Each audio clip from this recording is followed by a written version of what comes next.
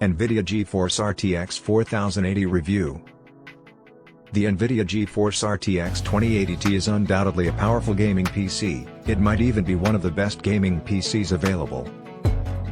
But there's no way around the fact that this PC should cost much less than it does right now.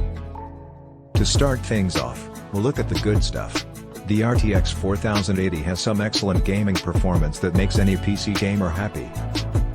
It also features the latest DLSS 3 frame generation tech, which helps improve image quality. If you're creative, this could be an excellent choice if the Nvidia GeForce GTX 1066GB isn't quite powerful enough for your needs. It offers some of the best gaming performance of any graphics card out there. However, despite its lower price point, it's still too expensive compared to competing products from AMD and Nvidia. If you're looking for help buying an RTX 4080 graphics card, check out our live blog on Reddit. If you can't even consider paying the extra money for an RTX 4090 under any circumstances, then buying the RTX 4080 makes perfect sense. It would have been better if Nvidia had cancelled this product altogether and released it 6 months later as the RTX 4080 or Super while releasing the RTX 4080 12GB version at its $899 price point. If you're going to complain about the price difference between the RTX 3080 and the RTX 4080, then you should probably be comparing them to the RTX 3090 instead. And if you want to compare them to the GTX 1080 Ti, then you should be looking at the RTX Titan rather than the RTX 4080. However, at such a small difference between the prices of the two graphics chips, you are simply overspending for the RTX 4080 and you shouldn't buy the RTX 4080 if you can avoid it. If you want to spend so much on a high-end graphics chip, then just go for the RTX 4090 instead. With an MSRP of $999 at launch, the Nvidia RTX 4080 was announced alongside the RTX 3080 Ti, but now it has been replaced by the RTX 3080 Ti. It's crazy. If this is indeed the RTX 4080 Ti, then it's probably worth buying.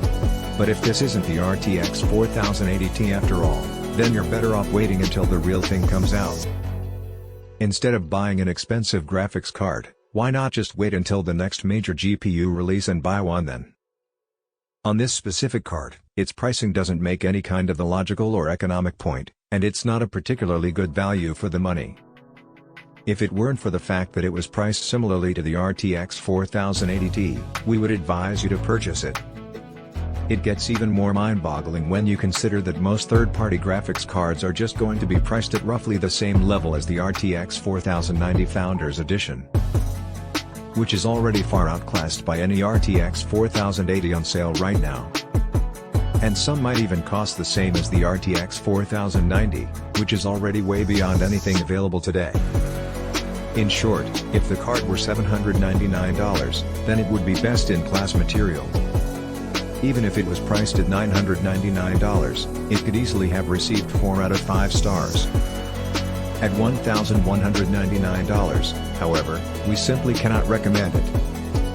Not only does it cost too much, but it also doesn't offer enough performance compared to the RTX 3070. When it came to the graphics card chip inside the Nvidia GeForce RTX 4090, you could basically take the RTX 4090 and cut it in half, which is pretty much what you get with the RTX 4080. It has many of its own unique capabilities, but it uses the same 4nm process as the RTX 4080 Ti. So it shares most of the same specs as the RTX 4080 Ti, including the same number of ray tracing cores and tensor cores.